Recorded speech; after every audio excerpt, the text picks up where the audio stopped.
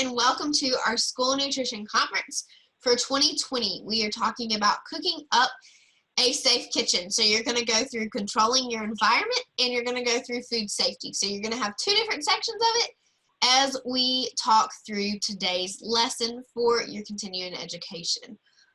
This curriculum is brought to you by some Southwest FACTS agents, and I am Becca Stackhouse from Crisp County.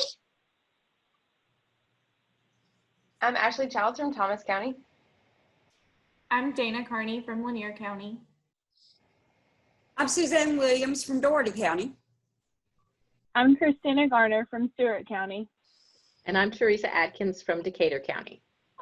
So we are going to be the six that are presenting this to you today, and we are going to share with you what the cooking up a safe kitchen looks like.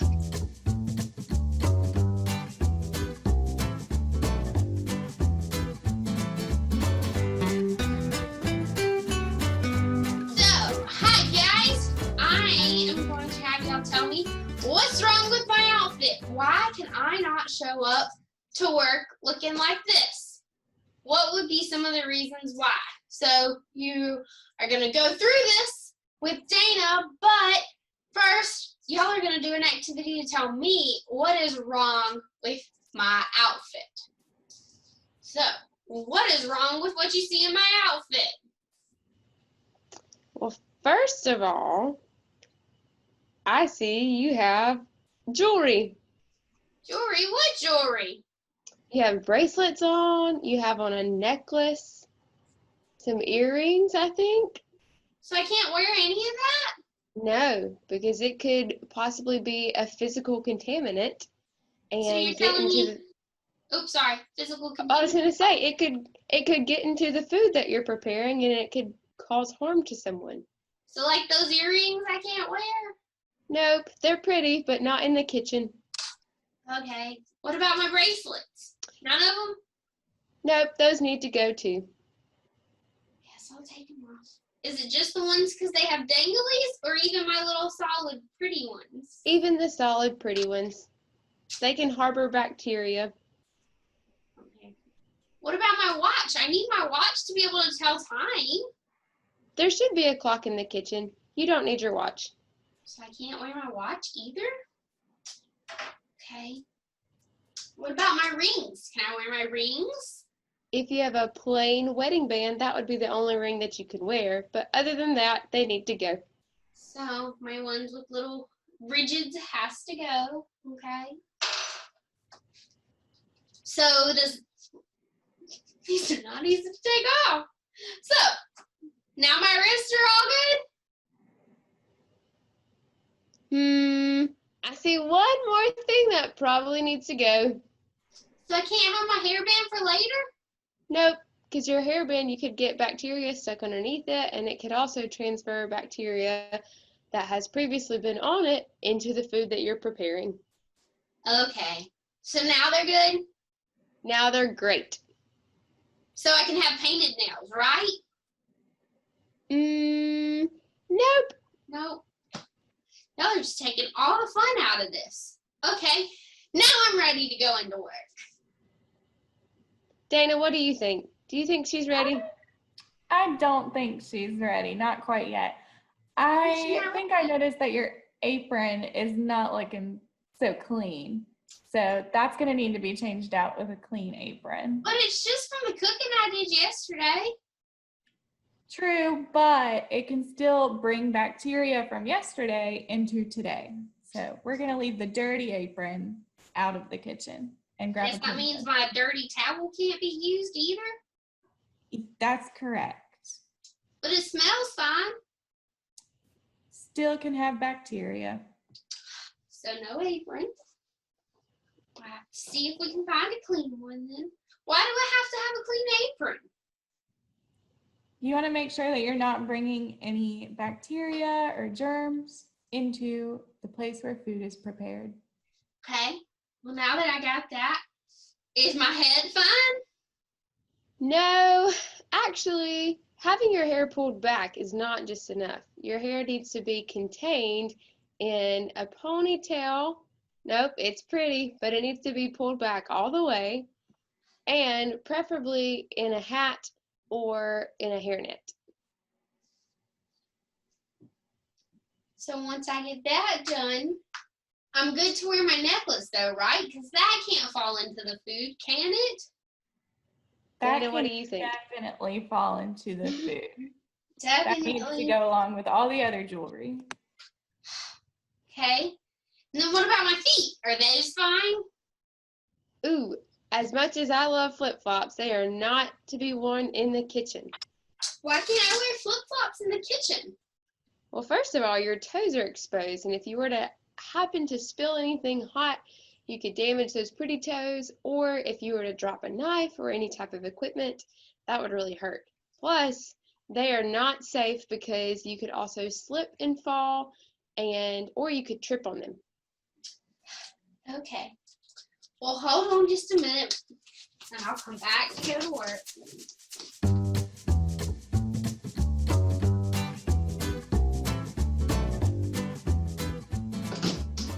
Okay, what about now? Ooh, that looks much better. So even these? Yep, those look great. So, you're telling me I have to have a clean and nice apron and all. But the nice thing about this apron is I have a pocket. Ooh, yeah, let's leave that cell phone in the break room because, one, we don't want you distracted when you're preparing food for others. Two, I'm pretty sure that phone is expensive and I don't want you to mess it up. And three, it can also hold lots of bacteria and pathogens, which we will talk about later in our session today. Okay, I guess I'll leave my phone too. So, in my clean apron for the day, because what if it gets dirty in the middle of the day and I'm going to spend the rest of the afternoon? Do I have to change it then?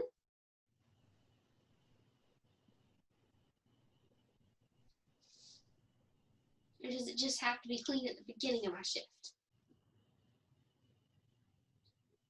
Dana, you want to talk us through that one? Sure. Your apron should be clean as much as possible. If you get a little speck of flour on it while you're making cookies, no big deal. But if you notice that it's getting visibly dirty throughout the day, it's probably best to just go ahead and change into a new one. Okay. Well, thanks for telling me how I need to look clean to be in the kitchen.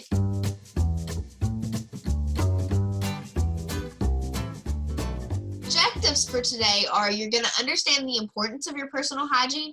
You're going to understand the different types of actions that are unsanitary. You're also going to understand how towels and sponges may leave behind some bacteria.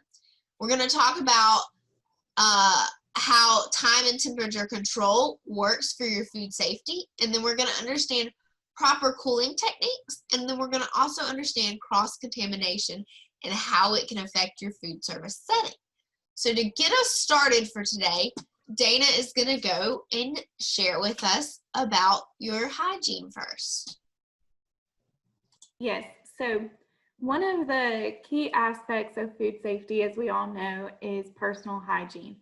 This kind of stops bacteria and foodborne illness at one of the many sources. So today we're just going to discuss a few things you should and should not be doing from your head to your toes to keep food safe. So first up, your hair is what people do not want to find in their food. So clean hair should always be covered. Make sure that you wash it regularly and cover it up with a hairnet whenever you're in a kitchen or food storage area. One type of hair you can't really cover are eyelashes and eyebrows. So make sure they're groomed and don't wear any false eyelashes while you're in the kitchen or food storage or prep areas. Also make sure that your eyes are free of illness. So if you wake up and they're feeling a little crusty, it's time to contact your supervisor and maybe consider not coming to work that day. Next up is your throat. So this probably goes without saying, but it doesn't hurt to remind anybody. If you feel like you have a sore throat, stay home, especially these days. Next up, we're using the example of armpits, but it's important to remember that any fold of skin in your body can hide bacteria and odor. So use soap before you come to work.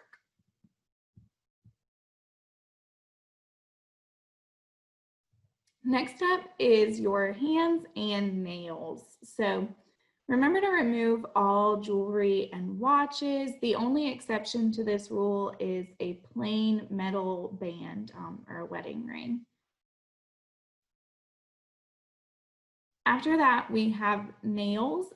This can vary depending on company guidelines, but best practice to avoid any mistakes or anything like that is to not wear false nails or nail polish.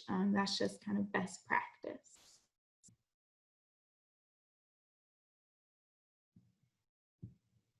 Okay, next up, speaking of hands, we're probably very aware of this right now more than ever, but the steps to proper hand washing.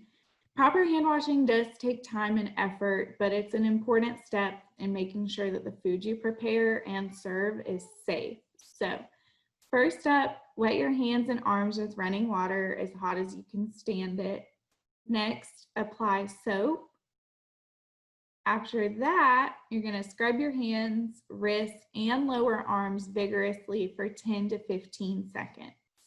There's many songs out there you can sing to get you through this 10 to 15 seconds. One of the popular ones is Happy Birthday, but if you're getting tired of that, many popular songs, their chorus is about 20 seconds. So after that, clean underneath your fingernails and between fingers. Then rinse your hands and arms thoroughly under running water. And finally, dry your hands and arms with single-use paper towels or a warm air hand dryer.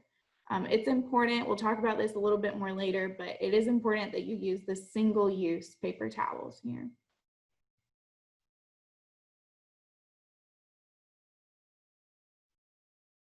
So next up, we're going to watch this video, just kind of a visual recap of what we just talked about. And it shows how much of a difference proper hand washing can make. Let's first put soap in the palm of our hands and then begin to rub in between like so. But as you see, there is no soap on the back of my hands, so I'm going to interlace my fingers palm to palm. And then I'm going to do the same technique on the back of my hands with each hand.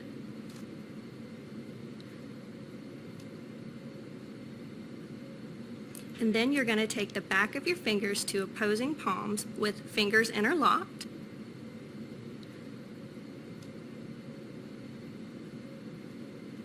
And then start rubbing your thumbs.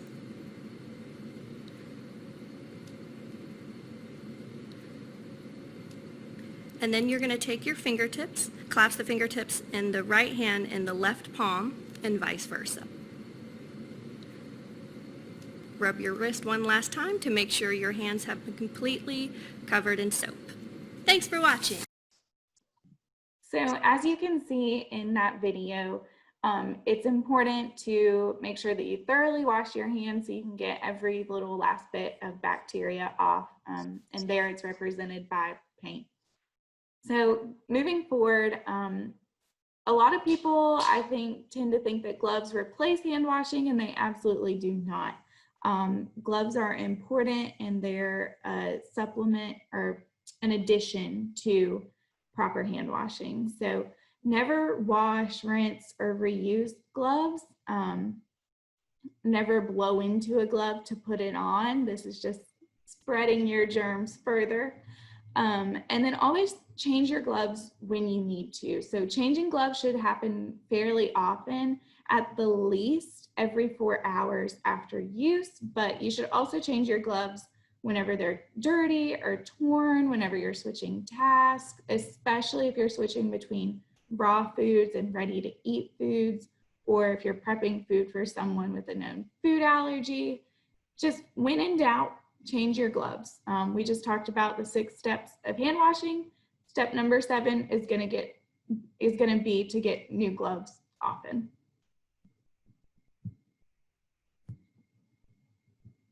then moving on from our hands, we're going to be talking about kind of clothes. So aprons are a huge source of potential bacteria. So make sure you put on a clean apron once you arrive in the food prep area. Don't go to the gas station, get breakfast, and drive all the way to work with your apron on.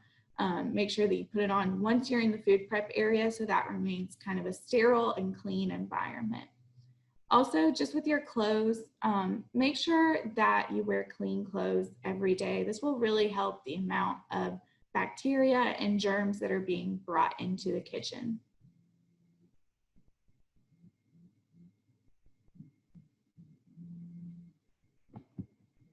And finally, we have a little recipe for success. So one of the things we want to talk about is that it's important to have clear expectations for employees and for coworkers. Set standards for your kitchen and let others know of the consequences if the standards aren't being met.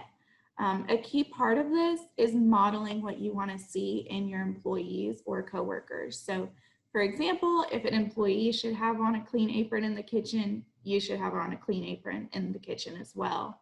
As always, follow the golden rule of treat others as you want to be treated.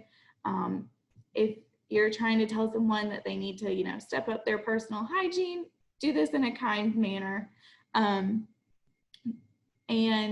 finally, just make sure that you're, again, encouraging that expectation and standard in your kitchen for all employees.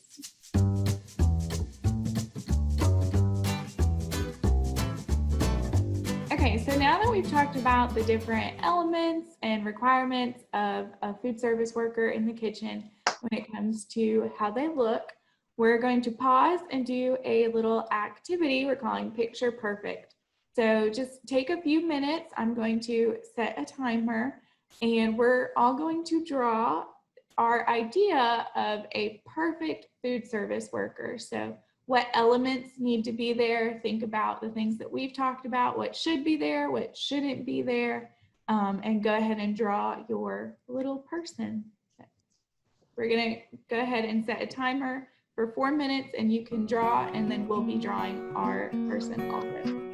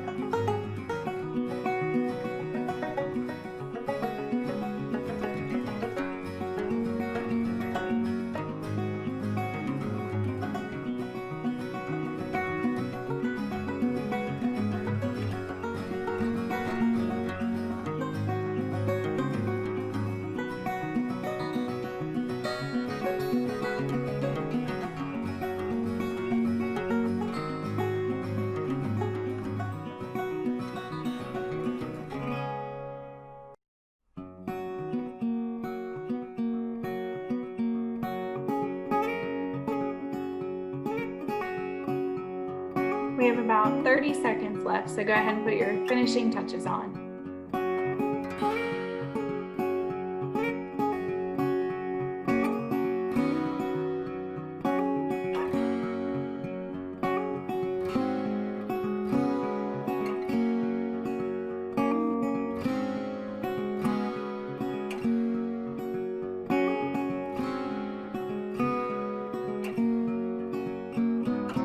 Okay. So I'm gonna go ahead and start off and show my food service worker that I drew. Warning, I'm not an artist, but we all try our best. So, okay. I drew Charlie the chef. I don't know. There we go. No. Oh, Okay, there we go. Okay. So this is Charlie. He has showed up to work today. You can't really tell, but I drew a hairnet. So he has pulled his hair back. He doesn't have on any sort of jewelry or anything. He also has a plain metal band on his finger, which is allowed. And he is also wearing a clean apron that he put on once he got into the kitchen, and he's wearing closed-toed shoes. Also, Charlie wants you all to know that he just washed his hands and then put gloves on. So that's my perfect food service worker, is Charlie the chef. Ashley, would you like to share your food service worker?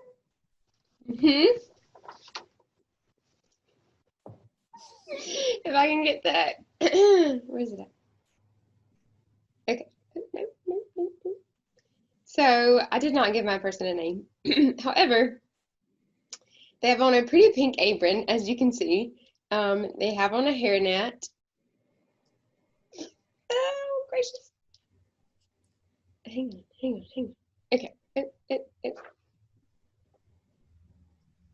The technology. Gotta love it. Okay, there we go. You can just tell us about what you Okay, drew. so he has on closed-toed shoes here. He has on a hairnet, like I said, no jewelry in his ears. He actually doesn't have on any jewelry on his hands either. Our person has on, like I said, clean apron. His shirt underneath is clean, his pants are clean, and closed-toed shoes. And a smile on his face because he is happy to be here. Smile is the best accessory. Ready? Yes, go ahead. Here's my first part. In our break room, we left our purse and our cell phone on the table or wherever we're designated to leave it. And I have my lovely, I didn't give them a name either, but they have, oh no, come on, let's see. They have on a clean apron, a solid apron. They have on closed-toed shoes. She has a hairnet, which kind of goes with her hair is up inside of her hairnet. And she has on a mask, because I'm sure you're going to all have to have those on. So she has a smile on under her mask. That's my lovely drawing of my person. She has some extra lines here too. Love it, Becca. So if y'all want to take a minute to pause the video and share with your neighbors or just whoever you're watching this video with what you drew and what elements you included or did not include, you can go ahead and pause here and take time to discuss this activity together. Okay, so now we are going to talk about cell phones and how they relate to hygiene in the kitchen. So we're going to start off with a riddle. The riddle me this. Would you rather have your food prepared next to a toilet seat or next to a cell phone? So think about which you would prefer. So if you would say toilet seat or if you would say cell phone. So what I want you to do is we're going to move to the next slide and we're going to look at bacterial breeding grounds and what they are on cell phones. So the bacterial count for some everyday items that you could come into contact with would be One would be 1,201 bacteria per square inch. Another item would be 1,736 bacteria per square inch. Another would be 2,110 bacteria per square inch. 4,500 bacteria, and then 8,643 bacteria per square inch. So that 1,200 number, that's going to be your toilet seat. So the least amount of bacteria would be on your toilet seat. The next number is going to be the bacteria on your kitchen counter. 2,110 bacteria per square inch is on your pet foods or on your pet's food dish. The next one is a checkout screen. And then lastly, the dirtiest, the most bacteria per square inch is going to be on a doorknob. So if you want to think about the amount of bacteria that would be on your cell phone, approximately 25,127 bacteria per square inch, which is more than 3 times the amount of bacteria on a doorknob. And to think, you hold that thing up to your face several times a day. On average, Americans actually check their cell phones about 47 times per day between texting, phone calls, scrolling through social media, checking your email, or just listening to music. And then think about how many times you may use it in the kitchen. And you don't have to admit to this, but just think about if you've ever found yourself looking up or referring to recipes while you're cooking, looking on your phone. Do you think this could be a food safety hazard?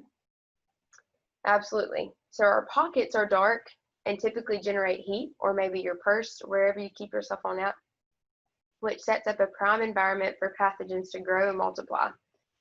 In one study, researchers were able to culture Staphylococcus aureus, E. coli, and a host of other bacteria from the cell phones of study participants.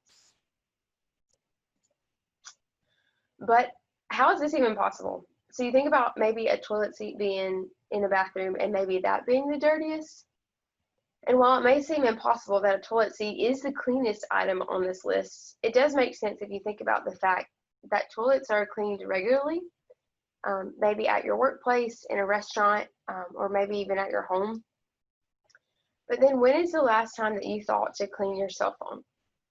How many times have you touched it today and then mindlessly touched your face, or maybe if you touched another surface and then touched your cell phone, and all of the different ways that it could be cross-contaminated, whether it's just to respond to a text or answer a phone call, even to check the time. Every time you touch your cell phone, you are exposing your hands or your face or some part of your body to those bacteria that are already on it. While most of us have good hand washing habits, especially after this time where we've been bombarded with messages about the importance of the practice to help to stop the spread of COVID-19, after going to the restroom, touching a door handle, or shaking hands with someone who has been sniffling or coughing, how many times have you then shaken a hand and then picked up your cell phone or been on the phone while you're in the bathroom? You don't have to confess to that, because chances are we've all done it at some point. But that's just to get you thinking about that phones can carry human and animal feces, a host of other bacterial pathogens, and then we then transfer those pathogens from our cell phones to our face, to our mouths, our ears, our noses, and then back to our hands. So just to look at some statistics on our next slide here.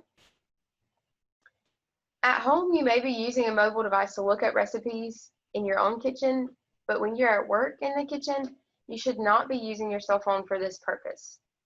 Depending on your school policy, you may be required to leave your phone in a break room and not even have it on person, and for good reason. If you touch your cell phone while working with food, you may be contaminating food and then putting your customers or children at risk. So this statistic shows that 49% of consumers use devices such as smartphones or tablets while preparing food. And of those, only 37% wash their hands with soap after touching their device. That's just something to think about. So then how do we clean our devices? First off, we're going to watch a video that shows you just how dirty your cell phone is, and then we'll talk about cleaning. GMA Investigates taking a close look today at the germs on your cell phone. You may be shocked at just how dirty that device can get. Some of those germs could also make you sick. ABC's Mara Schiavocampo has the story.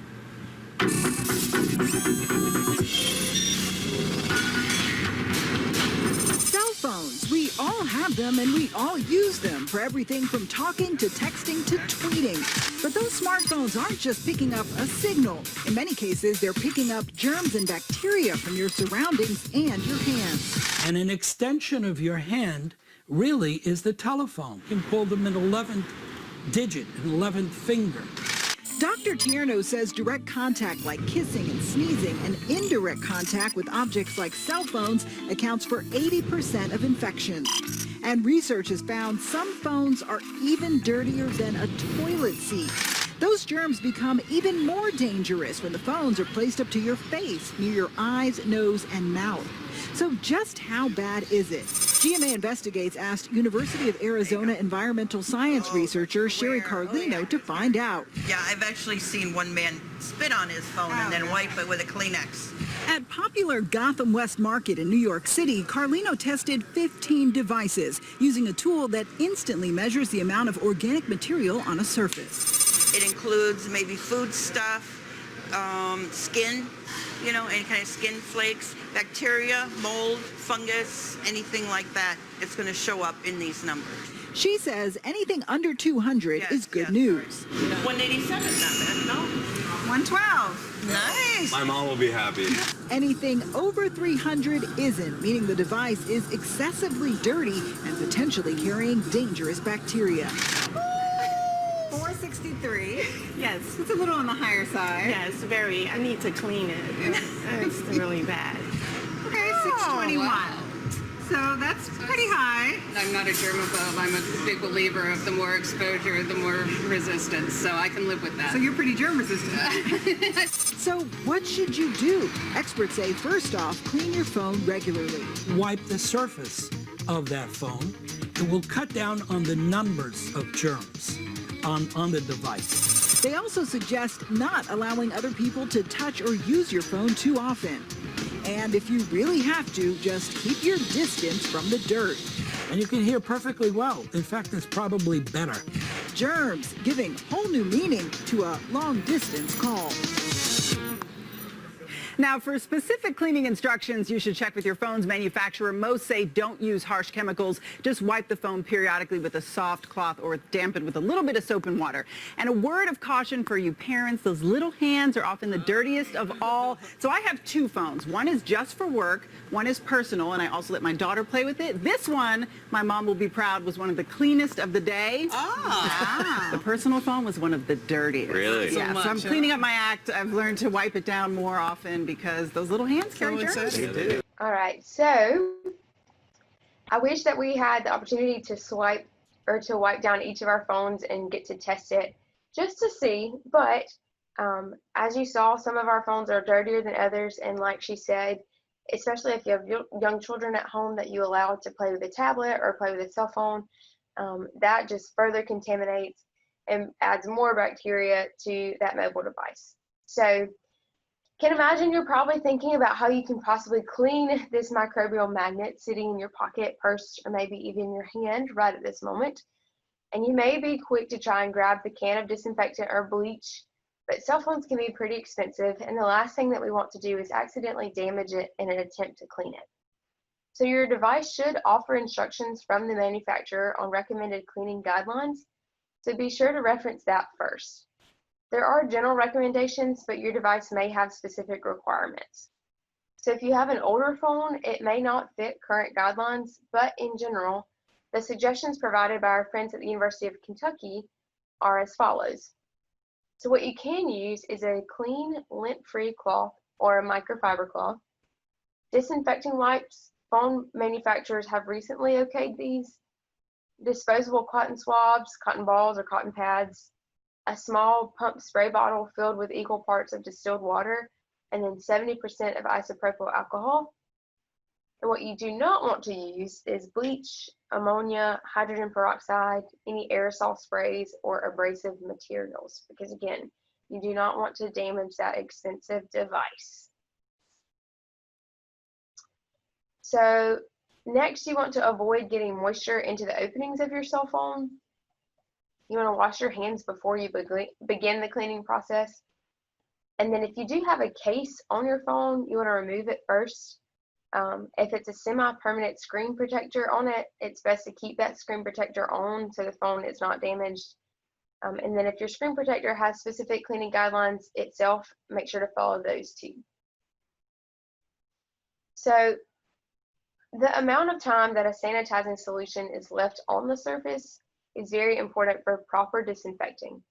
So make sure to reference again the label instructions on the disinfecting wipe for the recommended contact time, or follow the general guidelines of allowing your phone to air dry for at least 15 minutes. So for your phone, you can use either a disinfecting wipe or a clean cloth. Those guidelines that I just mentioned. There may be some hard to reach areas or stubborn dirt that has gotten stuck on your phone. So then try using a cotton swab or cotton ball, dampen with a small amount of water or alcohol solution. And then again, let your phone air dry for at least 15 minutes before touching it. So that contact time is very important. If you have a phone case that's made of a plastic or silicone material, you can submerge the case in warm soapy water. Again, follow your manufacturer instructions. You can also wipe it well with a disinfecting wipe or use the solution of distilled water and alcohol. If you have a cell phone case that's made of leather or another material that cannot be submerged in water, just wipe it well with a disinfecting wipe, and then allow it to dry thoroughly before replacing your phone in the case. Other tips are to wash your hands again once you're finished cleaning. Clean your cell phone about once a week or any time that it's been touched by someone who is ill, or really right now, anytime you let somebody else use your phone. Avoid sharing your cell phone or using another person's cell phone if possible. And be aware of where you put your phone. So when you put it on counters, if you put it in a public area, if you set it down somewhere that maybe a child can get to it or somebody else has reached it, set it on the table at a restaurant. You don't know really the last time that table has been cleaned. So just be cautious of that. And then if you do still have a landline phone, don't forget to clean those too. So sometimes we set our phones down in restaurants or public places. Sometimes we put them on checkout counters, and our cell phones can easily pick up germs that are left and then transferred onto our hands and our faces. So just make sure that you're cleaning that regularly and being aware of where you put your phone. So we do have some scenarios for you. So I just want you to consider these as I read them aloud. So scenario one is if you leave your phone on a workstation and then prepare raw meat or other known potentially hazardous foods in the same place. So you have left your phone on the counter, you pick it up, put it back in your pocket, put it back in your purse, wherever, and then before cleaning your station, you start to prepare raw meat or another potentially hazardous food. So what are some potential issues in this situation? Bacteria from your phone can be transferred to the workstation and then to the food, but also harmful pathogens from your food has been on the workstation service previously, and if it's not been cleaned properly, can be then transferred to your cell phone, and then you touch your face to your phone, or you transfer it to your hands when you're scrolling through or using it, and then that can then be transferred to something else. So that's really important to consider, not putting your cell phone on the workstation when you're in the kitchen. So scenario two, you use your phone while preparing a meal for a child with a peanut allergy. Earlier in the day, you were eating some peanut butter crackers while simultaneously scrolling through your Facebook newsfeed. So the problem with this situation is that even a minute trace of peanuts that come into contact with someone with a severe food allergy can cause a life-threatening anaphylactic reaction. So you need to be cautious of when you're using your phone, but then also too, just not having it in the kitchen, not having it on the workstation, so that way you're not potentially cross-contaminating or having any type of cross contact for somebody that's got a severe allergy. So then scenario 3. While receiving a food delivery, you're busy watching a live soccer game between your favorite team and their biggest rival. So the potential issue here is that if you're distracted while accepting a food delivery, you may fail to check all items appropriately and accept partially thawed chicken that harbors dangerous bacteria. So while this necessarily may not be a transfer of bacteria from your phone to your face or to your hands, it is an example of why cell phones should not be used in the kitchen, because you may be distracted, and that could then lead to potential harm for someone else, because you may accept partially thawed chicken and it's got some dangerous bacteria on it. So that's our third scenario. And then our do's and don'ts of phone use for food handlers. So do, leave your phone in the break room if you have one. If your establishment does not have a break room, wherever you're instructed to leave your belongings at, make sure that your cell phone gets left in there too and is not in the pocket of your apron or in your pants. We don't want any cell phones left in our pants pockets or in our apron pockets, because again, those get dirty in the kitchen. And then also too, you could potentially damage your phone if it gets wet, or you definitely don't want to do that. So then wash your hands after touching your phone before handling food. If you're given the opportunity to check your phone while you're on a break, make sure that you wash your hands properly before applying new clean gloves and returning to food prep. Do, focus on the task in front of you. If you're distracted by your cell phone, you're not paying attention to what you're doing and can make a critical food safety mistake. Don't check your phone every time it buzzes. You may be able to hear it where you're at in the kitchen, or if you have it on loud for whatever reason, that's not your priority at the time. So cell phone, you should only check your cell phone when you have allotted breaks. Don't use your phone while preparing food. And then don't always assume that gloves keep food safe, even if you touch your phone. So that is all I have for you for your cell phone usage. And so now we are going to switch to Becca Stackhouse. So I am going to talk about the corporate of the funky smell in the kitchen. So the corporate of the funky smell in your kitchen, because now you really are aware of what your phones smell like, right? So the corporate to that smell, it can be the sponges or the dishcloths or the brushes that are left for weeks, if they get left or misplaced or any of that. It can also be the things that are rotten, clean towels that just get even for a few hours. So this is why single-use towels can have less bacteria. So summertime is that perfect time for unwanted odors to occur. But did you know that these can be coming from what you think you're cleaning with? So this is why your single-use paper towels can be important in the kitchen and in the environment. You want to use paper towels for drying, washing equipment and utensils, cleaning, and drying your hands. So when you're washing your hands through those proper steps, this is why single-use paper towels are important. So when the funky smell takes over that kitchen, you want to be aware.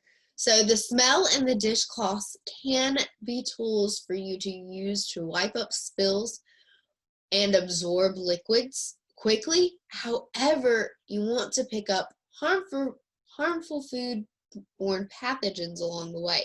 So you want to be careful of what you're wiping up and what may be left behind on that use. So ask yourself this: are sponges, scrubbies, or dish towels really clean? So the sponge really aren't necessarily something that you use in your food service world, but you may use it at home. So think about it. Dish towels, however, are something that y'all do use in your kitchens. So is that dish towel, did it just wipe up some raw chicken juice, or did it just wipe up some red meat that leaked?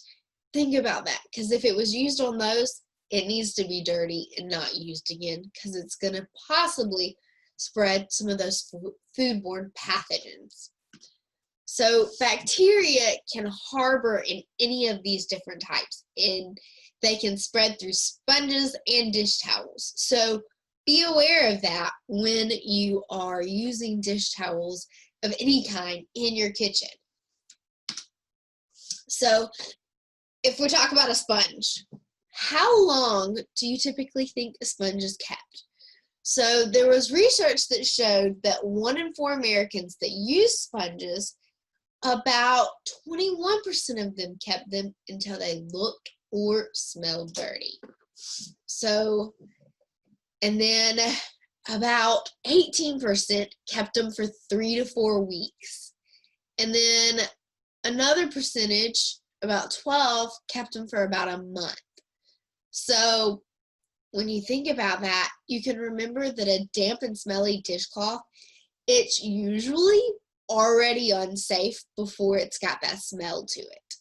It's got that unsafe bacteria that's growing in it. So if you are going to use a sponge, you want to replace them frequently. You don't want to wait until it looks or smells dirty.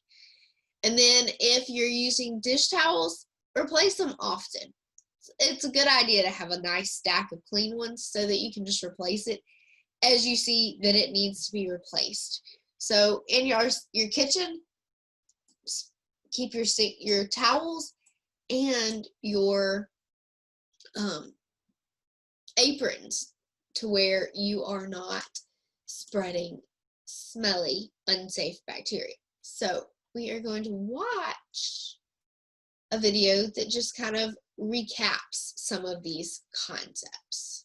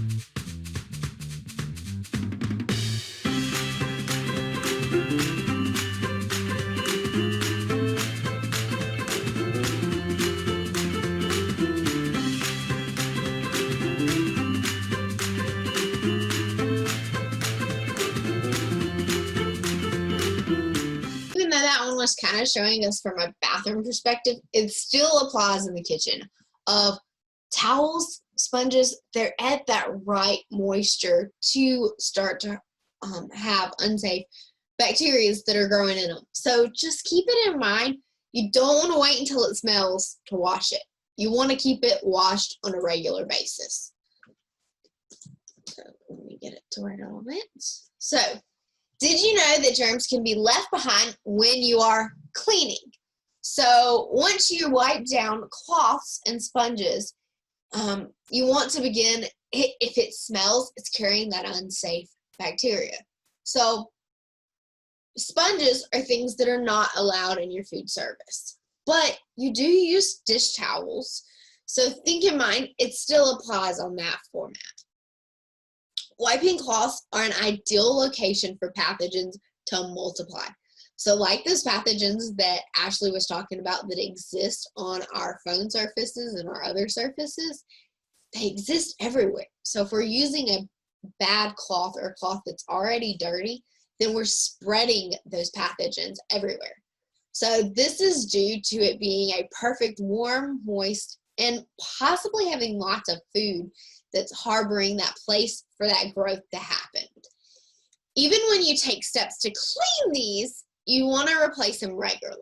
So this may not be necessarily so much up to you, but you can bring it to your management of, hey, I think we need some more towels because our towels are getting kind of gross and we need new ones. So you also want to avoid when you wipe up meat juice, you would rather try to use a single-use towel so that you're not wiping up that meat juice on a reusable cloth and you don't take the chance of spreading pathogens further throughout your food service kitchen. So dish towels can harbor and spread those pathogens. So you want to wipe up with a clean or a single-use towel when you are finished cooking and cleaning up in general of other messes. So make sure that you clean up after every time you transition jobs, or when there's a mess, immediately try to clean it up. But make sure that you're wiping it down with that cloth or the single-use cloth when you are using them. Sponges, kick them from your kitchen if they're there. So what are the bacteria that can grow in your kitchen? So even washing your sponge with soap and hot water isn't necessarily going to eliminate these pathogens that are growing. So sponges and damp towels can have unseen bacteria. So we may not be able to see them, we may not be able to smell them, but they might exist. And so this is why it's important, even when you don't think it's dirty, go ahead and wash it. You should, at the end of every day, wash everything that's been used in the day. So you can have things like Salmonella, E. coli, Listeria. So these are 6 different bacteria that you could have growing that you don't know that you're spreading throughout your food service kitchen. So it's important to be aware of that and to wash those. If you're not using single-use towels, wash them every day. So clean towels. It is a towel that must contain food, debris, or be visibly dirty. So it doesn't have debris on it. It's not visibly dirty. You don't see that you wiped up something that was red, something that was blue. Your towel needs to be washed in a hot water cycle and completely dried to kill the living bacteria.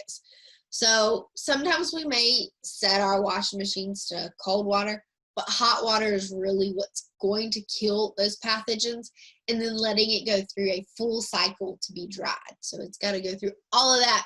So you got to be prepared and think ahead so that you don't run out of your towels if you're using multiple use towels. You also want to make sure that they don't have a musty smell. If they have a musty smell, they definitely can be spreading those pathogens throughout your kitchens. If you do choose to use a sponge, here are ways that you can clean and sanitize sponges. So to sanitize a sponge and keep it clean, the USDA has found that 99% of bacteria, yeast, and mold were killed by 1 minute in the microwave or 1 cycle in your dishwasher. So the best results come from soaking a sponge for a minute in a quart to 1 teaspoon of bleach and hot water. But then you're introducing bleach into what you're cleaning with on spreading that in the kitchen. So just be aware. The funky smell is when your sponge is past needing to hit the trash can.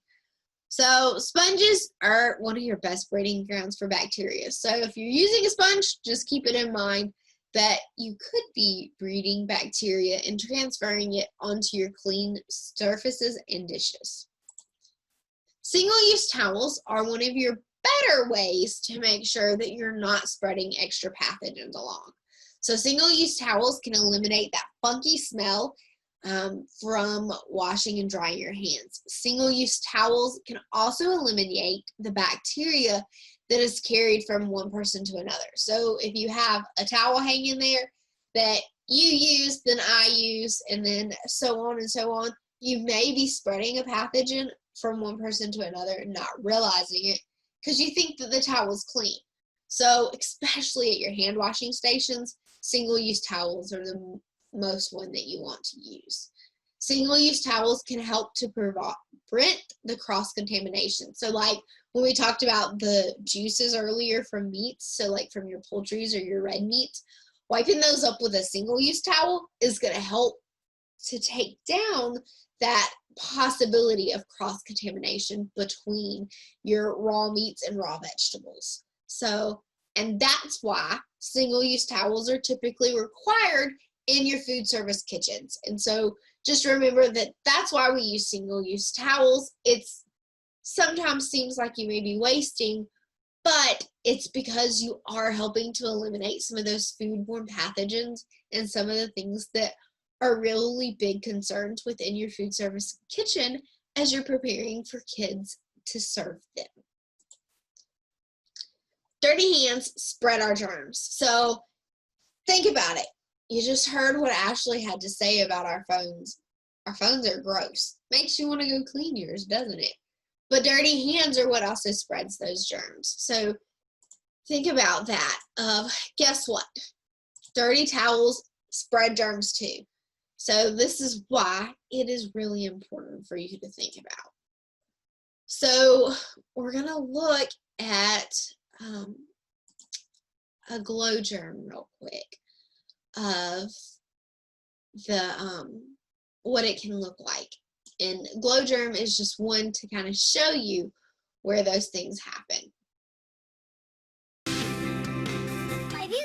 A lesson in disease prevention from the experts. These 4-year-olds have learned about germs. If you sneeze, you need to cover your mouth up.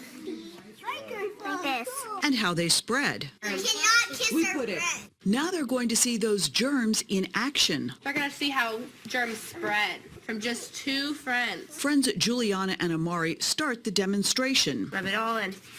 And on the back of your hand. They're rubbing on Glow Germ, a harmless lotion visible only under a black light. On my hands and on my fingers. The goal in 30 minutes to see how far the germs travel and how fast when kids do what kids do. I'm going to be the mom. As Juliana and Amari play, Is it okay if I have some coffee? Sure. the glow germ starts spreading from toy to kid and from kid to kid. Under a black light, you can see the glow germ on knobs, on the back of a chair, the train set, and utensils. The glow germ even showed up on many of the children. You have lotion too? On their arms and faces. You have some right here, right here. And there were traces of the glow germ even after they washed their hands. That's why we wash our hands all the time. Good advice, because real germs aren't this much fun.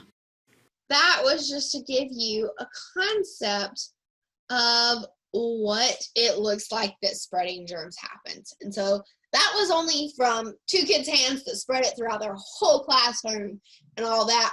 But think about it in your food service sense of if you came in with your phone and your phone had something on it and you didn't wash your hands, you went straight into prepping or just getting out what you needed before you washed your hands, then you're probably spreading some kind of bacteria and pathogens.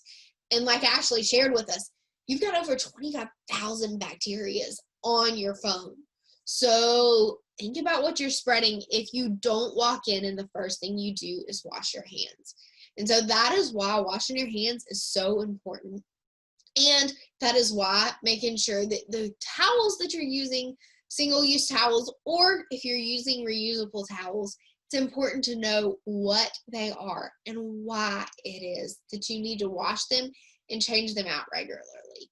So that caps off the first section for you. And so that was, we talked about your appearance, why your appearance is important. So it's also important that you make sure that what you're doing is clean.